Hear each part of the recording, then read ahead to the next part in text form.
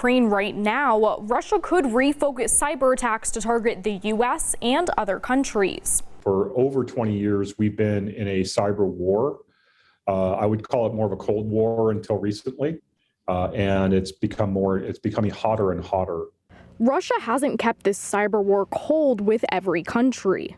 There have been attacks against Estonia and its banking system. It seems that they're using the cyber capabilities to cause panic and disruption domestically, if in the Ukraine population as a whole, not so much as a major economic and military weapon yet. But of course, they're signaling that they have that in reserve as an option. Experts say Russia focuses its cyber attacks on critical infrastructure like power grids, banking systems, communication networks, oil and gas pipelines, and water treatment facilities. Russia also weaponizes the spread of disinformation with the goal of interrupting citizens' daily lives and affecting their awareness of what's going on and how it impacts them. While this conflict is just in Ukraine right now, Russia can easily sit within its own environment, within its own country, and attack us at will, and does.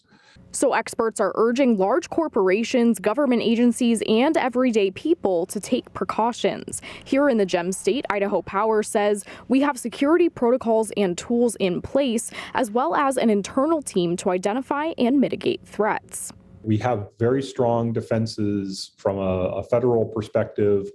And even with the strength of defenses we have, there are still avenues of attack. Some may think Idaho would be safe from a cyber attack. Bigger cities would be a more obvious target. But Edward Vasco, the director of the Boise State University Institute for Pervasive Cybersecurity, says this isn't the case. Size or rural versus urban, East Coast versus West Coast, all of that goes by the wayside because we're connected to the internet. The old adage is that every chain is only as strong as its weakest link. He says rural areas can be the most vulnerable to cyber attacks because they may not have adequate cybersecurity resources. Everyday people also play an important part in protecting the U.S. I would say, the best way for you to be able to help is to ensure that you're being very diligent about the type of emails that you're opening. This is because opening phishing emails can leave you vulnerable to malware or ransomware attacks that can then spread.